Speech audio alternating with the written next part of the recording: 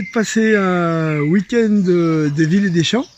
Hein, et quelles sont vos impressions après ce week-end? Bah, franchement, c'était une expérience. Hein. C'était une sacrée expérience. C'était difficile pour moi au début. Comme je disais, c'était difficile d'atterrir surtout le premier jour. Parce que c'est tout un nouvel environnement. En réalité, c'est la première fois que j'étais en campagne.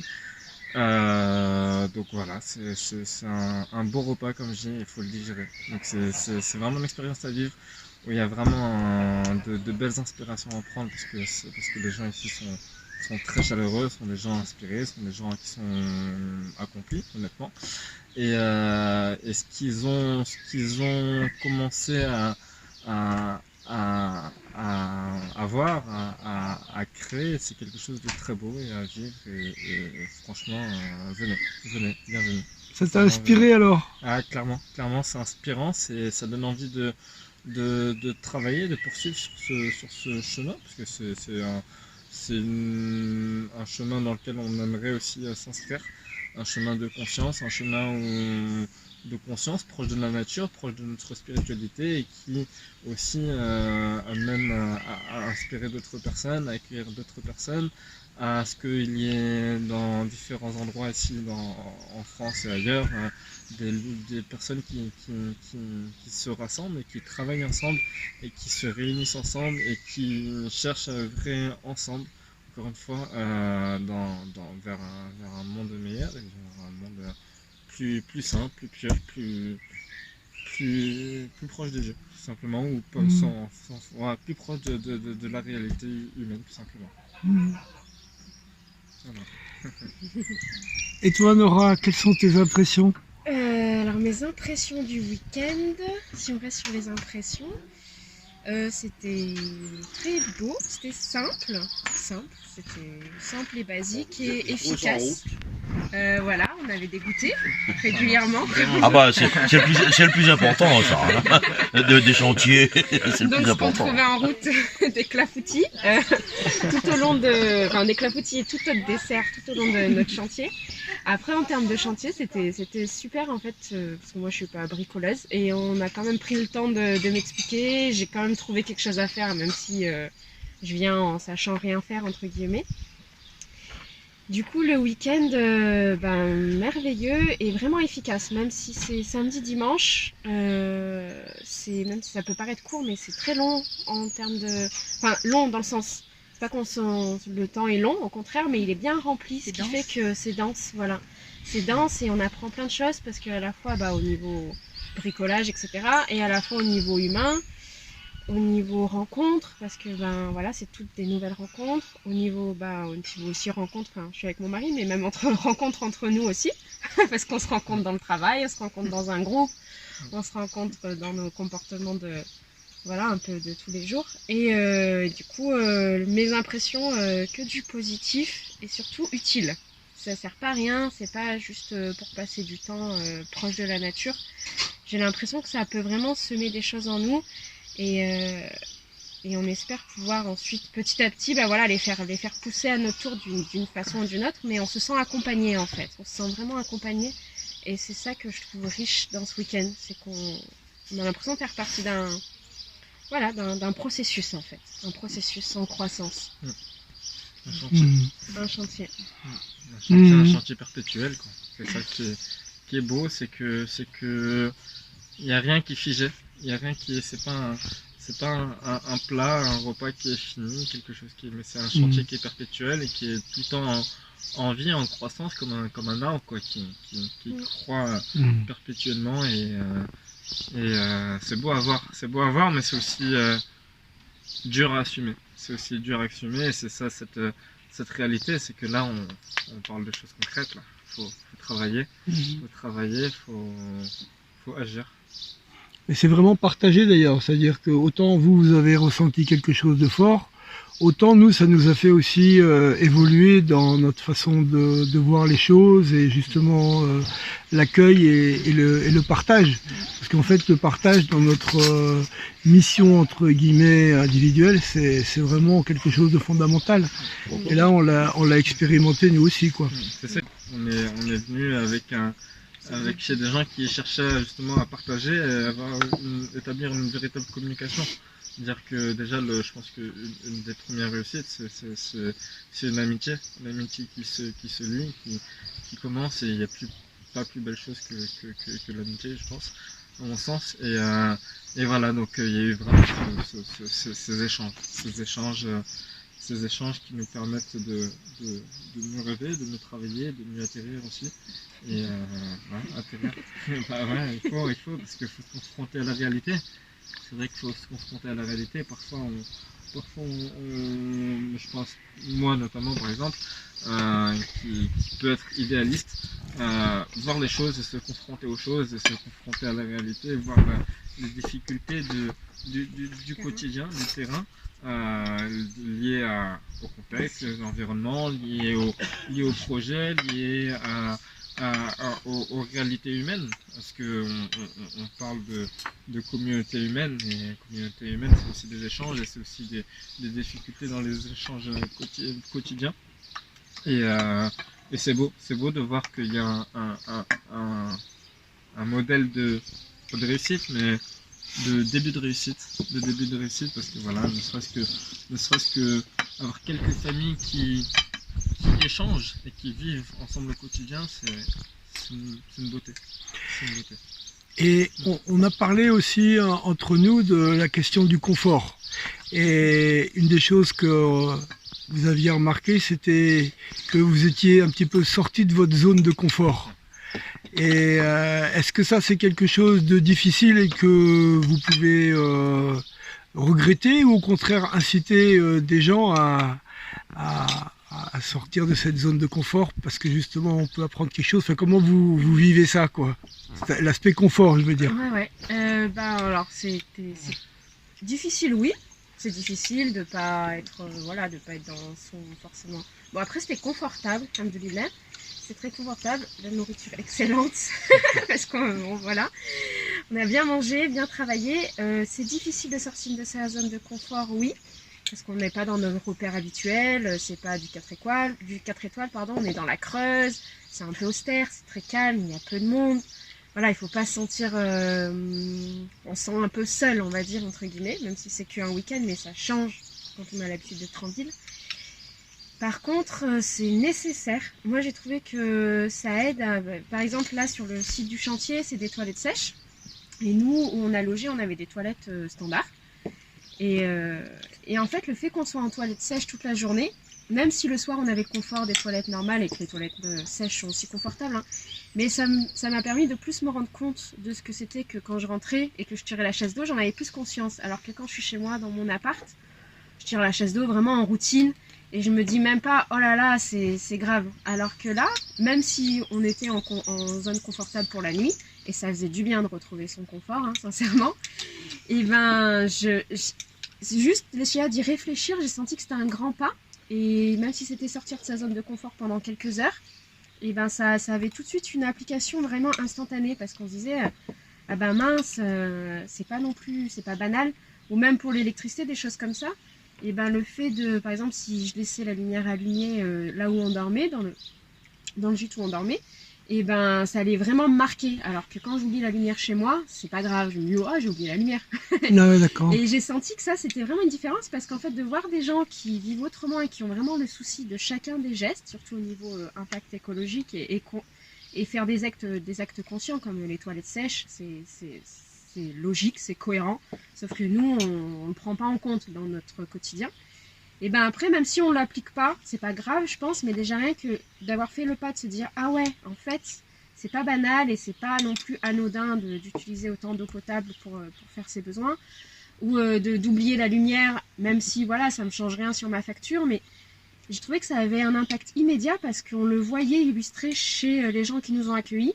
Eux, ils avaient vraiment ce souci de chaque chose matérielle, en se disant bah est-ce que ça c'est nécessaire, c'est pas nécessaire. Même eux sont pas parfaits, hein, sont aussi en amélioration, mais on voit qu'ils ont cette conscience et ce souci de vouloir bien faire, de vouloir récupérer l'eau de pluie s'ils la récupèrent pas encore et tout ça, et de voir ça illustré, et ben c'est mieux qu'une théorie en fait, parce qu'on peut se dire ouais l'eau potable, nanani nanana, mais au final tant qu'on ne le voit pas et qu'on l'expérimente pas au moins pendant 3 heures, je dirais, bah, ça rentre pas vraiment en nous. Alors là, je dis pas que c'est rentré en moi et que, enfin, je pense que d'ici 2 jours, j'aurai oublié et quand je vivrai dans mon quotidien de la ville, ça va, voilà, je vais pas y penser tout le temps, hein, mais je pense que c'est ça, la zone de confort, ça a quand même ouvert une nouvelle vision, une nouvelle façon de voir les choses et ça donne vraiment envie de poursuivre en fait. C'est surtout ça, on n'a pas envie de rester dans notre confort du quotidien parce qu'en fait on sent, en arrivant ici on est un peu choqué, mais on sent aussi qu'on a enfin choqué entre guillemets, hein, mais on en sent qu'on est en plus en phase avec quelque chose de plus humain en fait, de plus conscient, de plus humain dans chacun de nos gestes et c'est beaucoup plus facile du coup de l'expérimenter. Voilà, pour le repas, pour la douche, par exemple la douche, là je sais que là ce soir si je prends ma douche en rentrant, bah, je vais me dire ah ouais, faut pas que j'utilise beaucoup d'eau, alors qu'en temps normal, je m'en fiche. Mais c'est parce que j'aurais vu pendant tout un week-end des gens qui faisaient attention à leur consommation d'eau et qui le vivent vraiment au jour le jour et que l'eau sort pas forcément à fond du robinet pour certains, etc. Et du coup, la sortie de zone de confort, oui. Le manque de confort, oui, c'est vrai. On est moins confortable qu'en ville. Mais par contre, on est beaucoup plus confortable au niveau du cœur parce que on sent que c'est ce qu'il faut faire en fait et c'est ce vers quoi on doit tendre, enfin à mon sens, ce vers quoi je veux tendre à l'échelle individuelle et collective parce qu'en fait on se sent plus aligné quand on a ce style de vie là et je pense que c'est aussi ce qu'on voit chez les gens qui nous ont reçus qu'on remercie grandement. Mais on les sent pas du tout dans un inconfort ou dans une fatigue à cause d'un inconfort comme on peut voir chez des gens qui vivent en ville et qui sont ultra fatigués. Non, on sent plutôt un esprit assez apaisé, même si la vie est pas facile, même si je pense que l'hiver ça doit être vraiment pas évident. Ça, nous, alhamdoulilah, on était en belle saison. On apprend. Voilà. Mais on sent que par contre au niveau du cœur c'est confortable. C'est une zone de confort au niveau physique, je dirais, mais au niveau du cœur, je pense que le cœur retrouve un confort et je sais pas si on peut dire un confort, mais une cohérence en fait. On sent que c'est cohérent. Et c'est ça qui fait du bien en fait et qui apaise. Au début, il y a un espèce de petit ah ouais, est-ce que waouh, j'ai hâte de rentrer, voilà. Mais d'un côté, cette cohérence, ça apaise la tête en fait. Ça apaise vraiment le mental et le cœur. Donc, voilà pour la zone de confort. La zone de confort, c'est sortir de sa zone de confort, je pense que c'est nécessaire. C'est nécessaire parce qu'on est justement dans ce lit trop confortable et on ne veut plus sortir de ce lit. On ne se donne pas les moyens d'avancer, on ne se donne pas les moyens de grandir. Donc sortir de sa zone de confort, heureusement, et vous sortez de notre zone de confort de toute manière, ne serait-ce que par l'environnement et vous-même, c'est vrai que ce qu'on se disait avec Nora, c'est qu'avec le genre de mode de vie que vous avez, dans chaque recoin de cette vie, à aucun moment vous êtes dans une zone de confort, ce qui fait qu'on peut grandir, ce qui fait qu'on peut avancer. Ce que tu disais Nora, en réalité, c'est ce que ça m'inspirait, c'était en fait, oui, effectivement, ici on va pas oublier, c'est pas possible, parce que c'est une graine tout simplement, c'est une graine qui est plantée, ce sont des graines qui sont plantées et qu'on se doit d'entretenir, qu'on se doit de protéger, qu'on se doit de préserver, et qu'on se doit d'arroser et de faire grandir et d'aider à grandir, de guider pour avoir ce dont on aspire, un monde meilleur, un monde plus sain, un monde plus pur, et puis justement aussi cet alignement avec soi-même, parce que c'est aussi un accomplissement personnel, un chemin vers une certaine réalisation, de notre être, et une réalisation de cette collectivité humaine. On fait partie de ce même monde, de cette même âme en réalité. Et voilà, donc sortir de sa zone de confort, heureusement. On a un enseignant qui nous incite souvent, très très souvent, à perpétuellement en réalité à sortir de cette zone de confort et pour avoir un renfort. Et en réalité, on relisait l'étymologie du mot confort récemment, et en réalité c'est pas de base, c'est pas le terme confort comme on l'a aujourd'hui, un terme de bien-être, mais en réalité c'est quelque chose, un confort, quelque chose qui renforce, qui donne du soutien, qui donne Ah du oui, cum renfort. c'est du latin avec, Ouais, avec fort, c'est ouais, ça? et puis du con, ouais, le préfixe co, Co. ensemble, Ouais, ensemble, ouais, con, ensemble, donc se rassembler ensemble, on va se rassembler ensemble pour avoir plus de force et pour donner de la force. Je conseille vraiment de sortir de sa zone de confort, ouais. Surtout qu'on est très très bien accompagné, donc on est quand même en... Ouais. C'est pas comme si c'était l'armée. c'est pas l'armée. On en Non, mange pas du très tout. très bien. Comme dit Dylan. Et puis c'est se réconcilier aussi, se réconcilier avec soi-même, se réconcilier avec soi-même, et puis même si le cap il peut être important, il peut être différent, mais en réalité très très vite on s'habitue, hein. Très Ouais, vite c'est on ça. s'habitue, parce que c'est, je pense à mon sens, ça pourrait être, c'est une zone de confort justement, oui, ça peut être une zone de confort qui est plus proche de la zone de confort réelle en réalité. C'est qu'aujourd'hui on atteint un tel niveau d'inconscience, un tel niveau d'insouciance, un tel niveau d'irréalité, un tel niveau que aujourd'hui la réalité paraît étrange, alors que en soi c'est juste normal. Nous, de notre façon de voir les choses, on a l'impression en fait qu'on se rapproche de la fitra. Et c'est ça qu'on aime aussi faire partager, quoi. C'est-à-dire un petit peu ce dont on discutait hier, c'est-à-dire qu'on fait beaucoup d'efforts pour revenir à quelque chose de naturel, de normal entre guillemets. Mais ça demande un effort de revenir au normal, alors parce qu'on l'a malheureusement quitté, quoi. C'est ça, une mise à jour un peu. Alors après, on n'est pas... Nous, c'est la première fois qu'on vient, donc je pense qu'il faut que ce soit travaillé ensuite chez nous.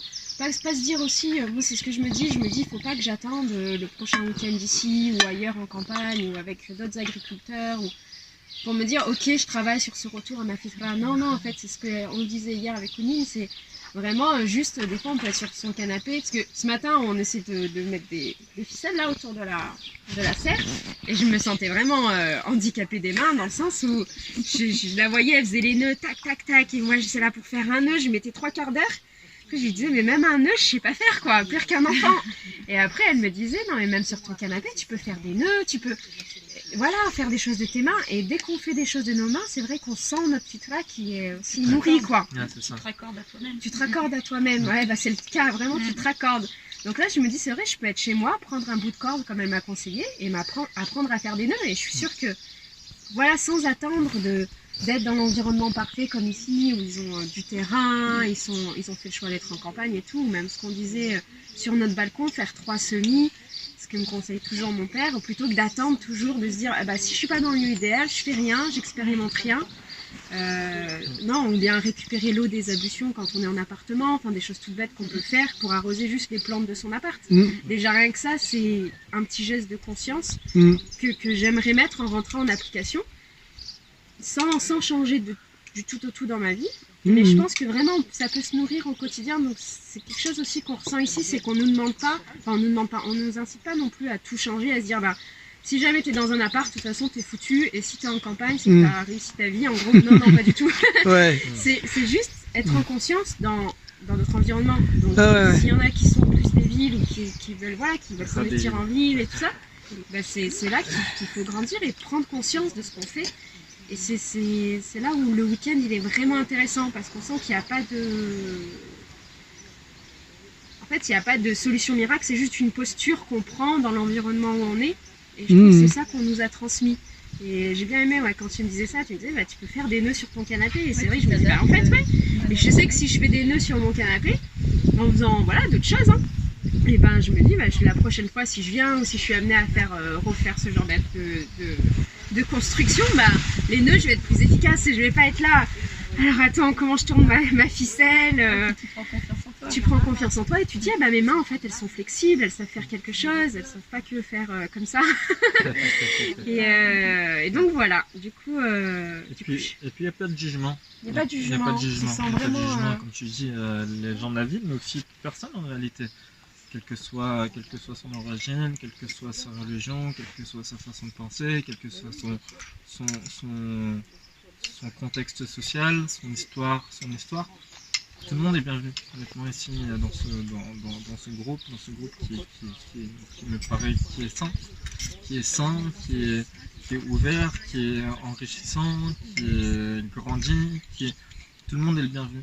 Tout le monde est le bienvenu et comme on dit, viens qui que tu sois quoi. Viens, viens, monte dans la caravane, dans ce refuge, et c'est un refuge en réalité cet endroit.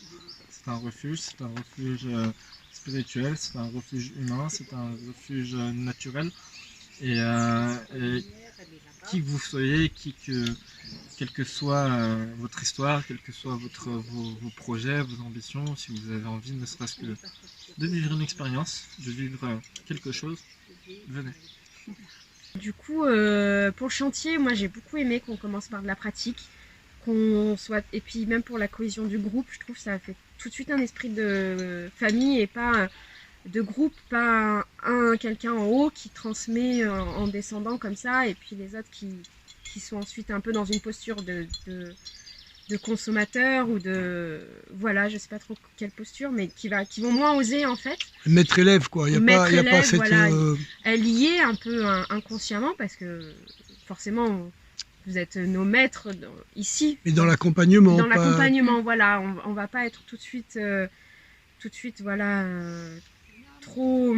Je sais pas comment exprimer ça, mais voilà, trop dans la maître-élève comme on pourrait se l'imaginer, le maître en haut et les élèves en bas. Mais là, c'est vraiment plus dans l'action, dans le projet, dans les réflexions, par exemple, et dans l'illustration surtout. Là, c'était vraiment des théories qu'on avait en tête qui étaient vraiment illustrées. Par exemple, le fait que vous parliez tout le temps des projets, moi, c'est quelque chose qui m'a vraiment marqué positivement. Dès qu'on avait un moment où on s'asseyait, comme là, on est autour de la table, on a passé du temps autour de cette table, aussi à manger, à discuter, à se faire connaissance. C'était pas juste du travail, enfin du travail physique. Et tous ces moments-là, ils étaient investis pour dire alors on va faire ci, on va faire ça, tous ensemble en fait. Et j'ai trouvé ça trop beau de se dire il n'y a pas de temps mort, entre guillemets, on perd pas de temps quoi. Si jamais notre corps est fatigué, là ça va être le moment de la théorie, où notre esprit va pouvoir fonctionner, on va planifier ça comme ça. Et là on a eu des enseignements de votre part qui étaient très riches pour nous expliquer qu'est-ce que pouvait être un design de permaculture, qu'est-ce que pouvaient être les semis. Alors on n'est pas entré dans le détail, mais on voyait que vous aviez toutes ces connaissances-là à nous transmettre. Un week-end c'est trop court pour tout nous les exposer, et même nous, on a parlé des animaux aussi, des trucs comme ça. Voilà, c'est ça. Mais n'empêche que le fait de venir traire le matin les chèvres, moi j'avais fréquenté beaucoup de chèvres dans ma vie, si je peux dire ça, mais j'en ai jamais trait.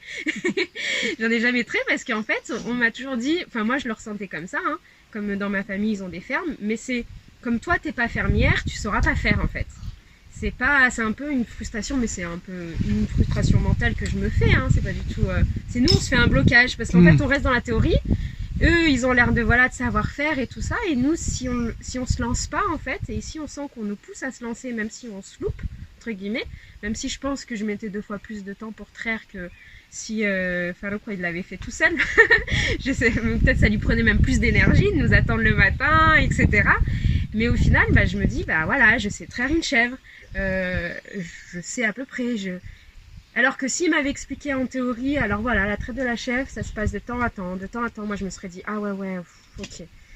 C'est pas non plus donné à tout le monde. Enfin voilà, je me serais fait des idées, j'aurais voulu bien maîtriser le concept avant de me lancer. Et je pense que c'est un problème qu'on a en ville, c'est qu'on est toujours dans les concepts. On se dit, même pour s'installer en campagne, il faut ci, il faut ça, il faut savoir ça. Et au final, non, il faut juste se lancer et accepter l'échec surtout. Je pense que c'est ce qu'on a retenu aussi du week-end, c'est que voilà, si ça ne marchait pas tout de suite, si on finissait pas ce qu'on avait prévu, c'est pas grave. Il faut aussi se motiver. Moi, j'ai beaucoup aimé les forces motrices du groupe qui nous disaient allez travailler, parce que sinon voilà, on s'endort. Si j'avais vu que c'était une formation, je serais pas venue, parce que je me dis c'est bon, la théorie, je vais sur internet, il y a toute la théorie du monde, j'ouvre un bouquin, il y a toute la théorie du monde. Moi, ce que je veux voir, c'est des gens qui le vivent, qui le ressentent, qui l'illustrent, qui en plus le vivent en groupe avec différents profils. Là, il y a tous les profils, des jeunes, des plus âgés, des hommes, des femmes. Et je trouve que c'est comme ça qu'on voilà, quand c'est vivant, on a envie de vivre pareil, quoi. Alors, c'est pas juste une photo. Et ou des images. Mais après, la théorie qui vient compléter, ça aide. Et ça, c'est ce qu'on a abordé à table entre nous, de manière informelle, en fait, on va dire. Donc, personnellement, à 100%, je dirais oui. Je préfère la pratique. Bah, le projet du chantier, bah, c'est un chantier. C'est un chantier, c'est encore un chantier. Et puis, bah, comme tout chantier, c'est encore en construction, c'est en élaboration, c'est toujours en évolution.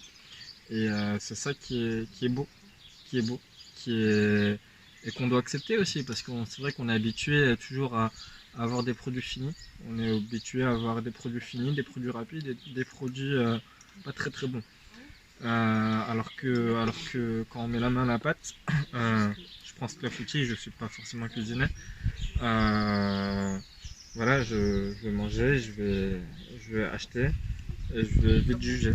Je vais juger et puis je vais me dire que c'est pas terrible. Mais à partir du moment où je mets la main à la pâte, franchement, ils sont forts. Franchement, ils sont doués, honnêtement. Donc c'est un chantier, et tant qu'il est beau, tant qu'il est fait avec cœur, tant qu'il est fait avec intention, tant qu'il est fait avec amour, tant qu'il est fait avec cohérence aussi, cohérence avec soi-même et cohérence envers les idées, même si on n'arrivera jamais à un produit fini, purement fini et parfait, mais tant qu'on chemine vers ces choses-là avec sincérité, ça peut être que des belles graines que vous installez, et félicitations pour ça. Bah nous, c'est vrai que la question du chantier qui est jamais fini, bah, c'est l'exemple de la nature. Il y a dans la nature avec les saisons. Chaque chantier est différent en fonction de la saison. Et là, ce qu'on a fait cette année, en plus, on est en contact avec l'eau. Et l'eau, elle monte et elle descend. C'est-à-dire que des fois, le terrain sur lequel vous avez travaillé, il a été complètement inondé. Donc, il modifie complètement, quelques mois après, la situation, et ça peut demander un autre chantier rapidement. Et là, ce qu'on a fait, c'est justement pour essayer de rendre un peu permanent ce changement. Ça fait partie justement de la permaculture, c'est-à-dire d'adapter là les éléments qui sont avec nous, c'est-à-dire principalement l'eau ici, qui est un élément fort de cet endroit-là. Et aussi, il y a la question dans ce que tu dis de la posture, c'est-à-dire que vous étiez dans le chantier et donc dans l'apprentissage. Nous, on était dans l'accompagnement, donc on ne pouvait pas non plus être dans la situation de celui qui enseigne uniquement du haut de son piédestal, quoi. Donc nous, ça nous arrange aussi parce que, en fait, on transmet beaucoup plus spontanément, naturellement, chacun d'entre nous. Que ce soit Kounine par rapport au nœud, que ce soit Farouk par rapport à tout ce qu'il connaît de l'agriculture ou du jardinage, que ce soit moi, etc. On est le rythme de la nature. Hein. Vous dormez avec le soleil, en hiver par exemple, à 5h30, bah, il fait nuit, bah, donc on vit autrement. On n'entre pas dans un appartement avec la lumière partout, on peut faire ce qu'on veut. Non. Ici on vit avec ça. Donc le plus important c'est ce mode de vie. C'est un outil. C'est un outil pour que on ait un ressenti, pour qu'on ait un bonheur intérieur. Et donc ici, quand vous regardez autour de vous, bah, vous êtes dans la création, hein, vous êtes dans l'œuvre de Dieu. Hein. Et à un moment donné, dans la ville, je me souviens, par exemple, pour faire ma prière, bah, j'oubliais d'abord. Il fallait que je me force, parce que j'étais fatigué. La ville est énergivore aussi. Il y a etc. Bon, ici, vous n'avez pas besoin de faire d'efforts aussi. C'est pas vous qui faites la prière aussi. C'est la prière qui vient en vous. Et automatiquement, obligatoirement, sans vous faites des efforts. Hein. La nuit, vous savez, là, vous sortez, la nuit, vous entendez une chouette là-bas, etc. Vous regardez les étoiles, vous vous asseyez quelque part. Ah ben voilà, vous êtes en contact. Hein. Donc ce qui est important, c'est la vie intérieure. Hein. Alors quand tu disais de venir, alors je vais finir par Maulana Roum toujours. Maulana Roum, il dit, tiens, assisti d'Ortion Begane, gars. Pourquoi est-ce que tu t'assieds d'Ortion loin comme ça, comme un pauvre diable, comme un pauvre Andar viens. Viens à l'intérieur.